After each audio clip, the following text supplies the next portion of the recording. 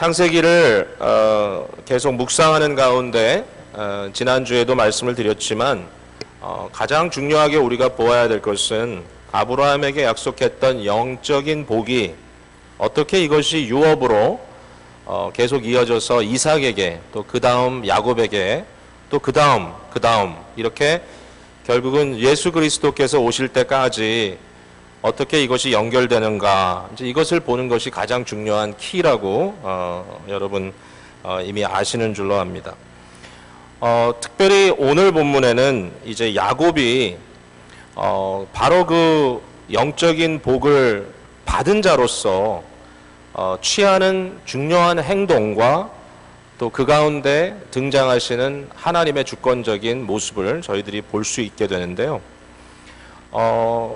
지난주에는 우리가 야곱과 에서 사이에 어떻게 야곱이 그 복을 이어가게 되었는지를 살펴보았습니다. 이것은 하나님의 주권이요, 또 그 주권 아래서 하나님께서 야곱의 마음에 품게 해주셨던 거룩한 열망이기도 합니다. 드디어 때가 되었어요. 그래서 이삭이 이제는 나이 많아 죽기를 얼마 앞두지 않았을 때에 이제는 구체적으로 그 복을 선포하려고 합니다. 그리고 여전히 이삭은 자기의 큰아이인 에서에게 그 복을 나누려고 하는데 여러분이 잘 아시는 대로 27장에 그 유명한 사건 있죠. 복을 가로챈 사건. 그래서 형처럼 위장하고 들어간 야곱이 형이 받아야 될 복을, 자기가 열망하던 그 아브라함과 이삭의 복을 대신 받게 됩니다. 그 다음에 이제 28장으로 연결이 되는 거예요. 28장으로 넘어오면서 우리가 한 가지 발견하는 것은 이삭이 이제는 그것을 인정하게 됐다는 것입니다. 그래서 이삭이 야곱을 불러 그에게 축복했다는 말로 28장이 시작이 됩니다. 이제는 어쩔 수 없이 하나님의 주권이 이렇게 움직이는구나라고 이삭이 받아들인 것 같아요. 그래서 28장 4절에 보면 아브라함에게 허락한 복을 내게 주시되 라고 아예 구체적으로 지금 뭐가 이슈인지, 아브라함에게 주셨던 그 복이 이삭에게로, 그리고 그것이 결국은 야곱에게로 가는구나라고 이렇게 선포하고 있습니다. 바로 이 복은 다시 말씀드리자면 하나님께서 아브라함을 부르셔서 그렇게 하셨던 것처럼 이삭과 야곱, 결과적으로 그리스도를 통하여 그들을 복의 통로로 삼으시고 복덩이가 되게 하셔서 그들을 통하여 온 세상을 축복하시려고 하시는 하나님의 그 뜻이 이루어지게 하시겠다는 것이죠. 그 일을 이루기 위해서 하나님께서는 이들을 구별하여 내시고 그들과 함께 하시고 그들을 지켜내시고 그들을 다스리시고 그들을 변화시키시고 결국은 하나님의 끈질긴 사랑으로, 언약의 그 끈질김으로 그들을 끝끝내 하나님의 뜻 앞에 쓰임받는 사람으로 만드시는 그런 역사가 나타나는 거죠. 바로 이러한 복을 저와 여러분도 예수 그리스도 안에서 받았다는 것이 너무나 놀라운 축복입니다. 여러분, 이 복을 받으신 줄로 알고 마음에 먼저 감사함이 넘치게 되기를 바랍니다. 자, 야곱이 이 복을 받게 되는데, 근데 오늘 본문 앞서서 이제 이 사건이 벌어지게 된 그 내용을 보면 중요한 한 가지 요구가 있었다는 것을 보게 됩니다. 그 요구는 뭐냐면 너는 가나안 족속의 사람들 자녀들 중에서 아내를 취하지 말라라는 요구입니다. 너희가 지금 가나안 속에 살고 있는데 그러나 이 주위의 가나안 족속의 딸들을 취하여서 내 아내를 삼지 말라. 이제 이 말을 이삭이 28장 앞부분에 하죠. 물론 그 좀 더 뒤에 가서 배경을 보면 결국 리브가가 자기의 조카들을 이 야곱이 아내 삼도록 하기 위하여 그를 하란으로 보내려고 하는 그런 의지를 갖게 되고, 또 그것은 에서가 이삭이 죽는 즉시 자기 동생 야곱에게 원한을 품고 그를 죽이려고 했기 때문에 피난을 보내려고 하는 그런 의도도 분명히 담겨 있었던 것 같아요. 그러나 어쨌든 흘러나오는 그 전체적인 흐름에 보면 에서와 야곱을 구별하면서 굉장히 분명하게 여기에 하나님의 뜻이 있다는 것을 보게 돼요. 야곱은 가나안 족속들 중에 아내를 취하지 말고 너는 가서 어떤 영적인 동질성으로 너를 후원할 수 있는 사람 중에 아내를 삼으라라고 하는 뜻이 분명히 전달되고 있는 거예요. 여러분, 가나안 족속과 결혼하지 말라는 말을 여러분들이 어떻게 받아들이겠습니까? 에서는 가나안 족속들과 결혼을 했습니다. 그리고 그것이 좀 못마땅하다고 여겨지니까 결국은 이스마엘의 딸을 결혼했습니다. 똑같은 의미가 되고 만 거죠. 왜냐하면 가나안이라는 것은 오늘날 우리가 그것을 볼 때 어떤 육체적인 족속이나 민족을 말하려고 하는 것이 아닙니다. 여기에 가나안 족속과 결혼하지 말라는 것은 뭐 너희는 한국 사람이니까 타민족과 결혼하지 말라 뭐 이런 이야기도 아니고, 이것은 어떤 특별한 민족들을 차별하라는 얘기는 절대로 아닙니다. 그러니까 이 말씀이 오늘날 우리에게 어떻게 와야 되냐면 이것은 이렇게 이해해야 될 것 같아요. 가나안은 뭐냐? 가나안은요, 우리가 하나님께 받은 영적인 유업, 이 영적인 유업을 이 땅에서 실천하면서 살아가는 데 있어서 방해하는 그 모든 요소를 가나안이라고 부를 수 있어요. 다시 말씀드릴까요? 하나님께서 우리에게 주신 영적인 유업을 이 땅에서 누리고 펼쳐나가면서 살려고 하는 그 일에 있어서 방해하는 모든 요소를 가나안이라고 말할 수 있다는 거죠. 그러니까 야곱이 하나님의 유업을 받은 영적인 그 복덩이로서 이 세상을 살아나가려고 하는데 가나안은 뭐냐? 그것을 방해하는 요소라는 거예요. 그러니까 이삭과 리브가의 말은 이겁니다. 너의 영적인 유업을 함께 지켜나갈 자들과 연맹을 맺어라. 그것을 방해할 자들과 연맹 맺지 말라라는 얘기죠. 이것을 이제 오늘 우리의 매일매일의 경험 속으로 끌고 들어와서 이야기를 한다면 이런 겁니다. 여러분, 우리에게 지금 실존적인 문제가 있습니다. 그건 뭐냐면 우리 안에는 옛사람과 새사람이 공존하고 있습니다. 이 옛사람은 뭐냐면 아담의 후예로서의 우리 자아입니다. 아담이라는 것은 성경에 나와 있는 대로 하나님을 거역하고 하나님의 권위를 무시하고 하나님의 해석을 듣지 않고 도리어 자기 식대로 해석하고 결국은 하나님을 향하여 반기를 들고 범죄하는 것이 아담의 바로 그 일이거든요. 그러니까 아담의 옛사람의 근성을 우리가 지녔다는 것을 한마디로 죄성이라고 얘기합니다. 우리는 죄인입니다, 여러분. 우리가 죄인인 것을 받아들여야 문제가 해결되기 시작합니다. 만약에 여러분이 나는 죄인이 아니야, 나는 그냥 조금 실수를 할 뿐이야 라고 생각한다면 영적인 긴장감을 놓치게 돼요. 저와 여러분은 죄인입니다. 여러분 믿으시기 바랍니다. 이거 믿어야 돼요. 단 목소리가 별로 이렇게 확실하게 안 나오네. 역시 죄인이란 말 좋아하는 사람 별로 없어요. 근데 여기 이 부분에서 우리가 받아들여야 그 다음으로 나갈 수 있어요. 이 세상 사람은요, 이 믿음의 역사가 일어나기 전에는 결국 그 안에 양심이라는 것이 있어서 창조주 하나님의 어떠한 성품이 조금 드러나기는 하지만, 그러나 인간이 그것만 가지고 자신의 삶들을 턴어라운드 할 수 있는 능력은 절대로 없습니다. 우리는 우리 스스로 구원할 수 있는 자가 아니에요. 그러면 우리 안에 뭐가 들어왔느냐? 예수 믿는 사람들에게는 예수 그리스도라고 하는 두 번째 아담, 참 사람, 예수 그리스도가 새 사람으로 우리 속에 들어오시는 거예요. 성령께서 하신 일이죠. 그래서 우리의 속에는 옛사람 아담만 있는 것이 아니라 새 사람 그리스도께 속한 자아가 있기 때문에 이 두 가지의 역사 속에 우리는 갈등을 빚어내고 있는 현실 속에 있다는 걸 받아들여야 되는 거예요. 여러분, 우리 속에 이 갈등이 있어요. 옛 죄성에 따라 살아가려고 하는 마음이 분명히 있고요. 예수 그리스도를 믿음으로 성령의 은혜로 거듭난 자아가 있기 때문에 이러한 새로운 영역이 우리 속에 들어와서 우리를 그 반대로 끌고 가려고 하는 겁니다.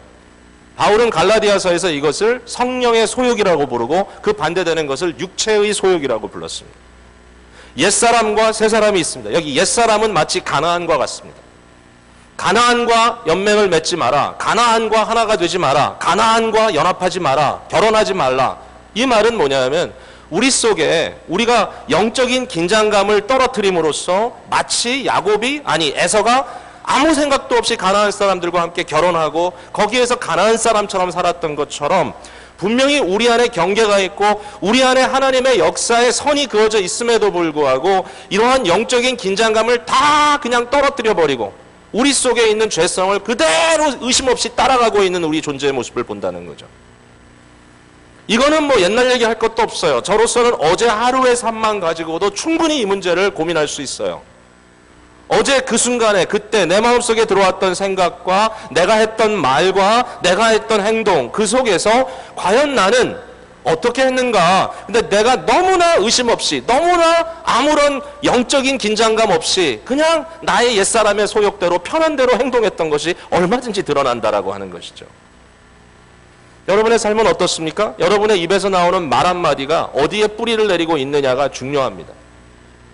야고보서는 고민했습니다. 어떻게 한 샘물에서 짠물과 단물이 동시에 나올 수 있느냐? 근데 우리의 입을 통하여 단물과 짠물, 단말과 짠말, 참된 말과 거짓된 말이 언제든지 반복해서 나오는 것을 보면서 고민하죠. 우리의 혀를 다스려야 된다라고 얘기하죠. 그 중심부에 뭐가 있냐면 과연 나의 언어들이, 나의 말들이 옛사람에게서부터 근거하느냐 아니면 새사람 그리스도에게서 근거하느냐, 이 고민을 할 수밖에 없다라는 것이죠. 이 자리에 있는 우리 어느 누구도 이 영적인 긴장감을 늦추면 반드시 실족합니다. 예수 그리스도께서 다시 오시는 그날, 아니면 우리가 이 세상을 떠나 우리의 영혼이 하나님의 은혜의 보좌 앞으로 가는 그 육신의 종말이 오는 그 순간, 육신의 종말이든 아니면 이 세상의 종말이 오는 날이든 그때가 되면 우리가 영광 중에 더 이상 이 갈등을 더 이상 갖지 않겠지만, 그러나 거기까지 가는 그 길에는 끊임없이 우리는 이 갈등을 할 수밖에 없는데, 이 길에 대해서 우리가 영적 긴장감을 놓치면 안 된다는 거죠. 여러분 말 한마디나 여러분의 생각 한마디나 지금 하고 있는, 심지어는 예배 중에 여러분이 가지고 있는 마음의 생각들도 솔드아웃 해봐야 됩니다. 내가 지금 이 자리에서 뭘 하고 있는가? 내가 지금 하나님으로부터 피하고 있는가? 여기까지 왔음에도 불구하고 내가 있는 자리에서 나는 하나님의 음성에 귀를 기울이려고 하느냐, 아니면 뭔지 몰라도 하나님으로부터 멀어지고 싶은 마음이 내 속에서 여전히 꿈틀거리고 있냐? 있을 수 있죠. 그러나 나는 무엇에게 순종하는가? 무엇을 따라가는가? 무엇을 따라 말하는가? 무엇을 따라 생각하는가? 그냥 미우면 미운 대로 가고, 싫으면 싫은 대로 가고, 뭐 내 마음속에 일어나는 음욕이 있으면 음욕으로 쫓아가고, 아무 생각 없이 가다가 그냥 매일매일 주여 죄송합니다 버릇처럼 이 자리에 다시 와 있기는 하지만, 그러나 우리 삶 속의 영적 긴장감이 다 깨진 상태에서 우리가 상당히 영적으로 파괴적이고 부진한 삶 속에 빠져 있지는 않은가. 거기에 대해서 우리에게 질문을 한다면, 거기에 대한 중요한 엑솔테이션, 우리를 향한 권면은, 너는 가나안 족속 중에 여인과 결혼하지 말고 내가 지시할 곳으로 가라. 우리는 오직 예수 그리스도와 연합된 자라고 하는 사실을 오늘 다시 한번 확인했으면 좋겠어요. 그래서 이 정체성이 저와 여러분의 삶 속에서 좀 아름답게 드러나도록 계속 꿈틀거리는, 싸우는, 영적으로 갈등하는 저희들이 되기를 바랍니다. 자, 오늘 본문으로 들어가자면, 이제 그러므로 이제 결국 야곱이 하란을 향해 가고 있는데, 이 가는 길이 얼마나 외로웠을까라는 생각을 해봐요. 중요한 질문이 하나 여기 나옵니다. 왜 이 과정이 과연 필요했는가? 또 왜 이때 하나님께서 그에게 나타났는가라는 거예요. 저는 이런 생각을 해봤어요. 아브라함의 하나님, 이삭의 하나님, 야곱의 하나님. 자, 그런데 사실상 성경을 들여다보면 제일 많이 나오는 프레이즈는 아브라함의 하나님, 이삭의 하나님보다 야곱의 하나님이란 말이 더 많이 나와요. 성경 전체를 보면. 근데 어떻게 아브라함의 하나님, 이삭의 하나님이 야곱의 하나님이 되었는가? 지금까지는 야곱이 그 하나님이 누구시라는 것을 아버지를 통해 들었어요. 소문으로 들었어요. 정황을 통해서 들었어요. 그런데 드디어 이 순간에 야곱의 하나님이 나타나셔서 나는 너의 하나님이다라고 말씀하는 거예요. 그 장면이 필요한 거예요. 근데 이때가 언젠가 하면은 야곱이 홀로 있는 시간이에요. 여러분, 이게 우리에게 어떤 좀 그 깨달음을 주냐면요, 이런 거예요. 야곱이 지금까지 무슨 생각을 하며 살았을까라는 거예요. 지금까지 뭘 도대체 생각하며 살았을까? 저는 이런 좀 리플렉션을 해봤어요. 하나는 야곱의 인생이 아버지 이삭과의 관계 속에서 그에게 인정받고자 하는 그런 욕구의 드라이브 되었다. 여러분, 이삭은 편애했습니다. 누구를? 에서를. 그렇게 써 있잖아요. 이삭은 야곱보다 에서를 더 사랑했고, 에서를 인정했고, 에서를 축복하기를 원했어요. 여러분, 아무리 그래도, 누가 뭐라 그래도 아들에게는 아버지가 제일 중요합니다. 아버지가 계시던 아니면 먼저 떠나셨던지 간에 심지어는 아버지의 기억조차도 중요합니다. 제가 남자분들 상담을 해보면요, 상담하는 가운데 나이가 많이 드신 분들로 언제 눈물이 나오냐면 아버지 얘기하면서 울어요. 어머니 얘기하면서 우는 경우도 뭐 있을 수는 있겠지만 특별히 아버지 얘기하면서 울어요. 여자는 어머니, 남자는 아버지. 왜 그렇습니까? 아버지가 자기에게 한 모든 관계적인 것들 속에서 자기의 정체가 나오고 자기의 문제가 발견되고 자기의 이슈가 거기서 나오는 거예요. 그래서 아버지는 아들들에 대해서 특별한 책임감을 느낄 수밖에 없어요. 아들은 아버지 닮아가요. 심지어는 어떤 아들은 이래요. 내가 정말 아버지를 이처럼 닮았는지 모르겠다 그러면서 너무 싫다는 거예요. 아버지를 닮았다는 사실에. 자꾸 자기의 모습에서 아버지가 나온대요. 너무 싫어. 그래도 어쩔 수 없는 것이 남자예요. 여러분, 야곱은 이삭에게 인정받지 못하는 아들이었어요. 그래서 아마 그의 마음속에는 그런 마음이 있었을 거예요. 내가 아버지를 속여 먹어서라도 아버지의 복을 받겠다. 내가 아버지를 이겨 먹어서라도 아버지의 인정을 받겠다. 이게 야곱의 드라이브였던 것 같아요. 근데 그뿐이 아니었어요. 야곱은 에서라고 하는 자기 형과 끊임없이 비교당하며 살았어요. 이 비교의식 또는 경쟁 구도에서 자기가 이겨야 되겠다고 하는 그 마음, 이게 결국 뭡니까? 이삭이던 에서던 간에 야곱 속에 있었던 것은 뭐냐면 끊임없이 자기 자신을 남과 비교하면서 자기의 정체를 만들어갔던 거예요. 그런데 이제는 이삭의 하나님도 아니에요. 뭐 에서에게 어떻게 했던 하나님도 아니에요. 이제는 야곱의 하나님이에요. 그 일이 어떻게 벌어지는가요? 야곱이 홀로 있을 때 이제는 아버지도 떠났습니다. 이제는 에서도 떠났습니다. 이제는 어느 누구도 블레임할 수 없습니다. 어느 누구에게 책임을 떠넘길 수도 없습니다. 이것은 이젠 자기 문제입니다. 엄마 문제도 아닙니다. 아내 문제도 아닙니다. 이제는 자기 문제입니다. 그 순간에 하나님께서 그에게 찾아오는 거예요. 홀로 있는 야곱의 가장 외로운 밤을 하나님은 만남의 시간으로 만드시는 거예요. 이 부분이 하나님께서 오늘도 우리와 하시는 일이라고 생각해요. 여러분, 우리 어떤 신비적인 하나님과의 만남을 자꾸 언젠가 우연찮게 나타났으면 좋겠다. 오늘 밤에야 오시려나, 내일 밤에야 오시려나, 오늘 기도 중에 환상에 나타나시려나, 이런 고민을 할 필요가 없어요. 결국 그게 오늘 결론으로 가는데, 우리는 하나님께서 항상 언제든지 우리와 함께 하심을 믿어야 되는데, 근데 그 하나님을 볼 수가 없어요. 우리가 왜 볼 수가 없냐 하면 우리는 너무나 관계성 속에 내 스스로 만들어놓은 경쟁 구도 속에 내 스스로 만들어놓은 인간들의 인정과 그 인정하지 못함 속에 내 자신이 끊임없이 판단받고 있기 때문에 하나님의 말씀에 귀를 기울이기보다는 사람의 마음에 귀를 기울이고 그들의 평가에 내 마음을 맡길 때가 너무 많은 거예요. 사실상 우리가 하나님의 은혜에 잠긴다는 것은 그런 의미가 있어요. 하나님의 은혜에 잠기면 그것으로 이나프예요. 하나님 당신으로 이나프입니다. 하나님의 은혜가 이나프입니다. 복음이 끊임없이 우리가 얘기하는 것처럼 우리의 배를 불려줍니다. 복음의 포만감 때문에 이제는 나라고 하는 존재에 대해서 내가 이제 피해의식 같은 거 없습니다. 나라는 존재에 대해서 내가 어떻게 하면 좀 이 세상에서 뭔가 좀 내가 한번 으쓱대고 살아볼까 같은 거 없습니다. 이제는 주께서 주신 사명대로 살겠습니다. 주께서 주신 부르심대로 가겠습니다. 하나님께서 나를 만나주시면 저는 그것으로 이나프입니다. 그래서 우리가 고백하는 거 아니에요. 그리스도 한 분이면 된다고. 거기서 만나주시니까. 하나님이 어떻게 만났어요? 야곱을? 자, 하나님께서 아주 이상한 방법으로 꿈에 나타나셨어요. 사닥다리가 하나 내려옵니다. 하늘로부터. 이 스테어케이스입니다. 층계입니다. 층계. 계단.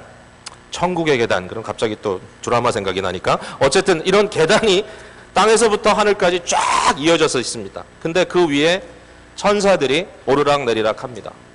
아마 멋진 계단이었을 것 같아요. 제 생각에. 여기 사닥다리 그러니까 공사판에 쓰는 이렇게 짝대기 2개 있고 가운데 이렇게 나가는 자꾸 그 생각이 나는데 그렇게 생각하지 마시고 막 구름이 뭉게뭉게 올라가면서 멋진 이 계단이 대리석으로 만든 계단이 땅에서부터 하늘까지 쫙 뻗쳐 있는데 거기에 천사들이 오르락 내리락 하고 저 위에 보니까 하나님이 계셔서 말씀하시더라 하는 거죠. 그때 하나님께서 뭐라고 말씀하셨냐면 이런 얘기를 합니다. 결국은 먼저 이삭을 통해서 들었던 모든 얘기를 하나님이 직접 해주시는 거죠. 직접. 제일 중요한 게 뭐죠? 제일 중요한 축복이. 자, 14절 한번 가서 다시 보죠. 내 자손이 땅에 티끌같이 되어 내가 서쪽과 동쪽과 북쪽과 남쪽으로 퍼져나갈 때 이거 아브라함에게 하나님께서 창세기 15장에 했던 얘기 그대로 다시 하잖아요. 그 다음에 이거죠. 땅의 모든 족속이 너와 내 시드, 너의 자손, 너의 후손, 여기 1인칭인데 그로 말미암아 복을 받으리라. 너를 통하여. 그 후손 그리스도를 얘기하죠. 그를 통하여 복을 받으라. 너는 복의 근원이 되겠다. 내가 너와 함께 있어 내가 어디로 가든지 너를 지키며 너를 이끌어 이 땅으로 돌아오게 할지라. 결국 뭐예요? 이미 이삭을 통하여 또 나름 아브라함에게 주셨던 복에 대한 그 소문들을 통하여 들었던 것, 이것이 내 것이 되었으면 좋겠다고 생각했고 그것이 자기 것이 되기 위하여 투쟁했고 결국 그가 이겼다고 생각했고 결국은 그것을 차지하게 되었고 야곱도 이삭도 항복시켜서 아버지로 하여금 그것을 축복하도록 만들었는데 이제 거기서 끝나는 것이 아니라 하나님 자신이 오셔서 이건 내가 하는 일이었다라고 확인시켜주는 거예요. I bless you. 우연도 아니고 너의 실력도 아니고 너의 노력도 아니고 내가 너를 축복한다. I bless you. 그리고 사닥다리로 나타났다는 것은 뭐냐면 저는 이렇게 생각해요. 여러분 성경에 창세기의 중요한 주제 중에 하나가 인간이 하늘을 닫아들려고 하는 노력을 했다는 거예요.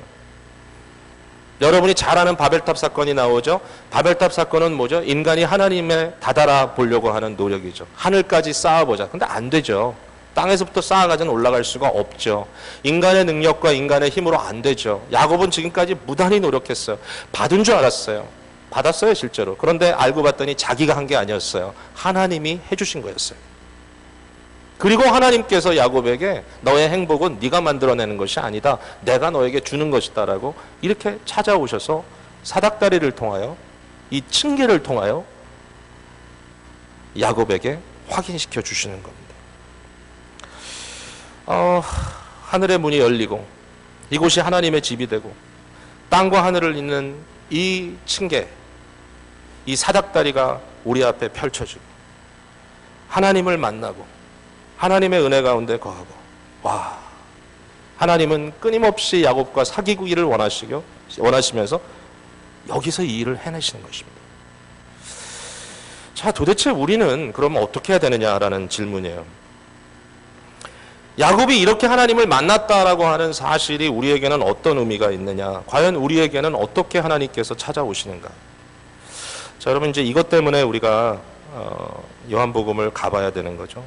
다 찾아보세요. 중요하니까. 요한복음 1장으로 가셔서 맨 마지막으로 가면 신약성경 144페이지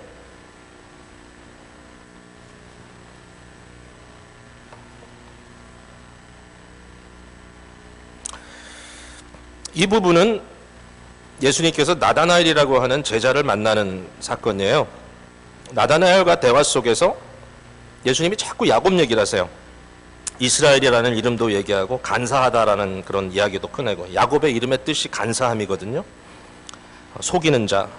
뭐 그런 대화를 하고 계세요. 그러다가 나다나엘이 항복을 해요. 아주 놀랍게 좀 스토리가 너무 빨리 진행이 돼요. 제가 보기에는. 근데 이렇게 얘기해요. 랍비여, 선생이여, 당신은 하나님의 아들이시오 당신은 이스라엘의 임금이로소이다.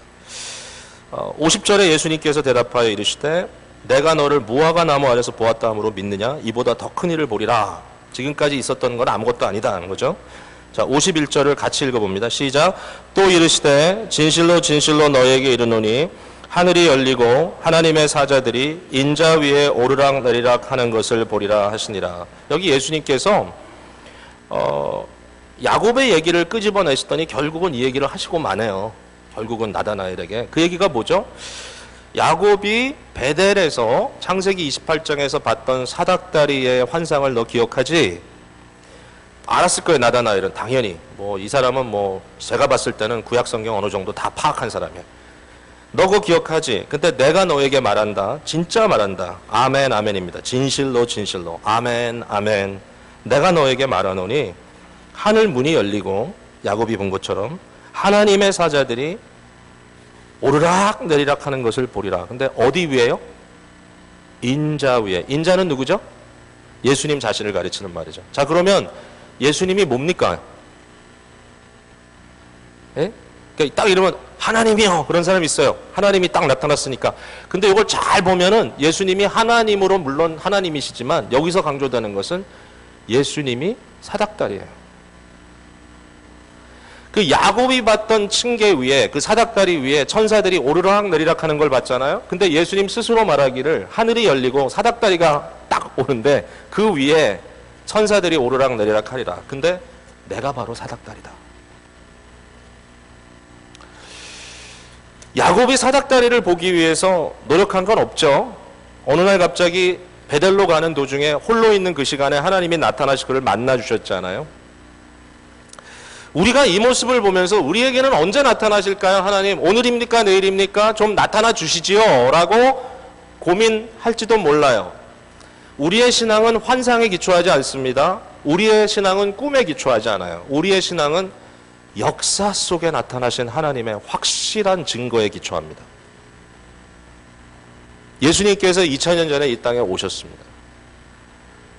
그는 기적같이 태어나셨고, 기적으로 그는 사셨고, 고난받으셨고, 십자가에 달려 돌아가셨고, 그는 부활하셨고, 그는 승천하셨고, 지금도 인간이요 참 하나님이신 그분, 하나님과 인간 사이의 유일한 중보자, 하나님과 인간을 이어놓을 수 있는 유일한 사닥다리로서 오늘도 존재하시는 그분, 그 예수님은 이제 있다 없어지는 분도 아니고 없다 생기는 분도 아니고 이미 2000년 전에 역사 속에 등장했던 그 예수님은 어제나 오늘이나 영원토록 동일하셔서 지금도 예수 그리스도를 믿는 자들에게는 지금도 베델의 사건이 벌어질 수밖에 없는, 지금 이 순간에도 하나님은 당신들, 저와 여러분을 만나줄 수밖에 없는 상황 속에 우리를 몰고 가시는 그분이 예수 그리스도시다는 것이죠.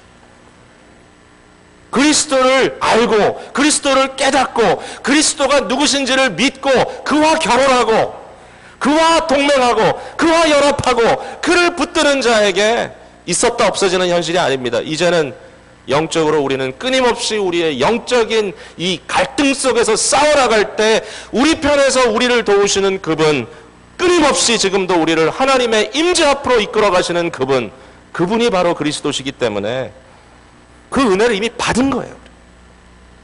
여러분, 우리가 하나님이 날 위해서 뭘 해주실까요? 라고 미래적인 개념만 가지고 고민할 필요가 없어요. 예수님이 날 위해서 뭘 해주시겠습니까? What would you do, Jesus? 예수님, 나를 위해 뭘 해주시겠습니까? What will Jesus do? 예수님이 나를 위하여 무엇을 앞으로 해주시겠습니까?를 생각하기 이전에 우리가 반드시 생각해야 되는 것은 What did Jesus do? What did Jesus do? Or what did God do in Jesus Christ? 하나님께서 우리를 위하여 그리스도 안에서 이미 하신 그 일이 무엇입니까? 이제는 절대로 끊어질 수 없는 영원한 사닥다리를 땅에 대놓으시고 성령을 기름 붓듯이 우리에게 폭포수처럼 부으시는 하나님의 역사가 지금 이 순간에 우리 공동체 속에 또 여러분 삶의 중심 속에 있다는 사실 여러분 믿으십니까? 그걸 믿는 게 예수 믿는 거예요. 베델의 외로움 속에 아버지에게 인정받지 못한 서글퍼서 결국은 아버지를 속여서라도 그것을 받아내야 되겠다고 투쟁했던 이 간절한 또 비통한 인생, 형의 이 협박 속에 내가 죽임당할지도 모른다고 하는 이 고통 가운데서 도망가고 있는 이 인생에게 유일한 생명줄로 오셨던 하나님, 우리도 어떤 상황이든지 간에 이제는 그것이 있다 없어지는 것이 아니라 이제는 영원토록 우리와 함께 하시는 그리스도. 예수 믿는 사람이 배가 불러요. 그래서 포만합니다. 사람을 사람답게 하는 것은 사랑의 경험이다라는 이야기를 들었습니다. 사람을 사람답게 하는 것은 사랑의 경험이다. 이건 지식도 아니고 그냥 논리도 아니고 사랑을 경험한 사람이야지 사람의 인격을 풍성하게 누릴 수 있다. 저는 그것을 은혜로 바꿨으면 좋겠습니다. 하나님의 은혜를 경험한 사람이야 사람의 사람됨을, 인격됨을 충분히 누릴 수 있다고 생각합니다. 그것을 하나님께서 그리스도 안에서 우리에게 해주셨습니다. 자, 이제 하나만 더 얘기하고 이제 맺을게요. 그건 뭐냐면 야곱의 반응이에요. 저는요, 지금까지 야곱의 반응이 항상 좋게만 생각했거든요. 하나님께 서원 드리고 얼마나 멋있습니까?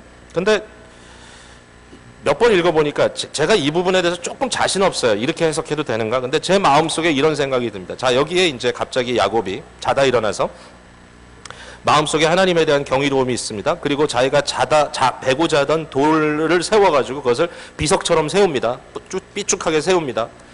어떤 영어 성경에는 이것을 sacred stone, 종교적인 의미의 어떤 거룩한 돌이다. 어떤 성경에는 메모리얼, 하나의 기념탑이다. 뭐 이렇게 이제 번역을 하고 있는데, 근데 제가 이게 참 느닷없어요, 어떻게 보면. 왜냐하면 이런 얘기가 앞에 안 나오잖아요.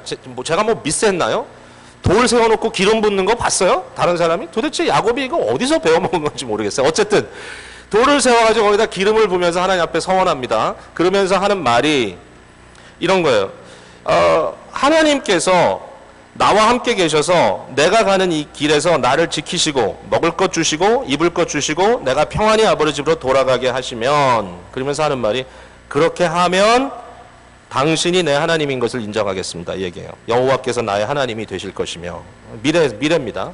여호와, 야훼 하나님, 여기 주라고 표현하고 있는 야훼 하나님, 당신이 나의 하나님이 될 것입니다. 이렇게 해주시면 그 다음에 내가 이 기둥 세운 게 결국 여기에 제가 제단을 쌓겠습니다. 그리고 이것이 영구히 하나님을 만나는 어떤 장소로 제가 메모리얼라이즈 하겠습니다.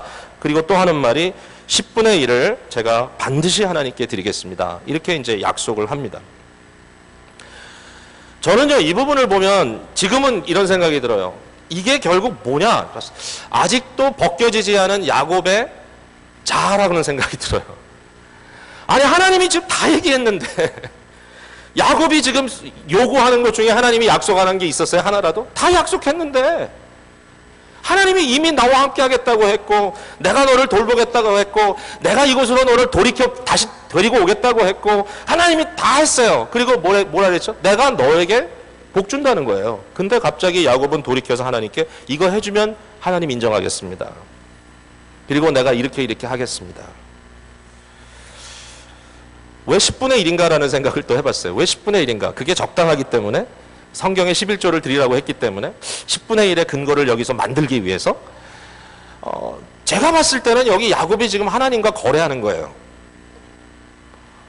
하나님 이렇게 해주시면 저도 이렇게 하겠습니다.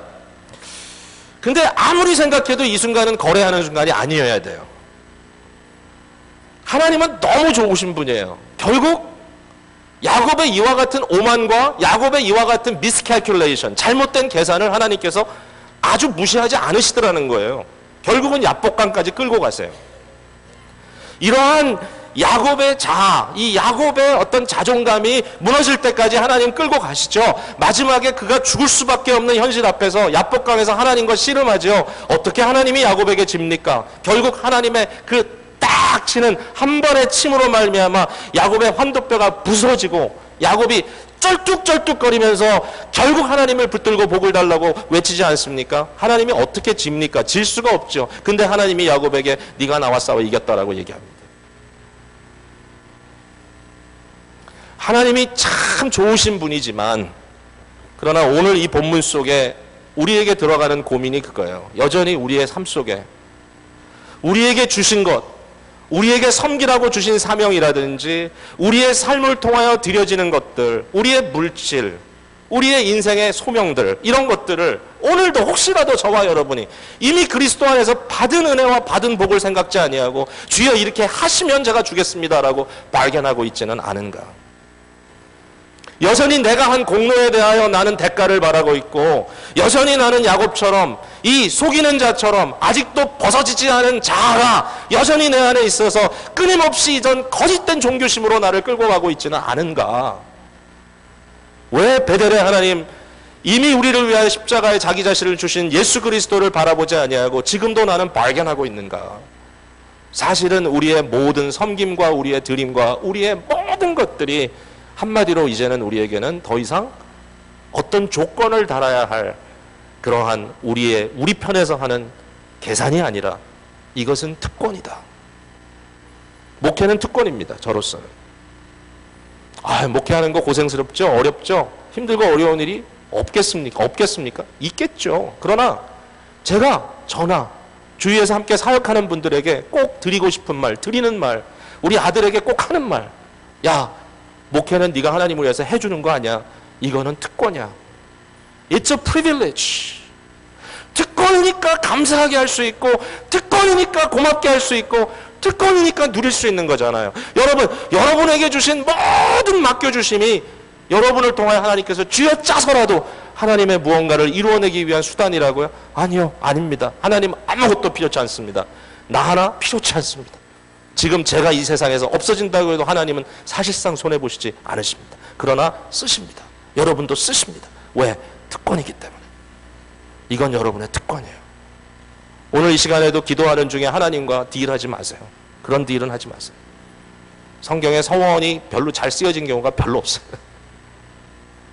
하나님께 받은 은혜에 감격하여 주여 먼저 주셨군요. 감사합니다. 주님만 섬기겠습니다. 오늘도 이 마음으로 주님의 복을 마음껏 누리시는 여러분들 되시기를 간절히 바랍니다. 기도하겠습니다. 우리 받은 말씀을 잠깐이라도 이 시간에 한번 비춰보면서 우리의 삶 속에서 한번 고민해 봤으면 좋겠습니다.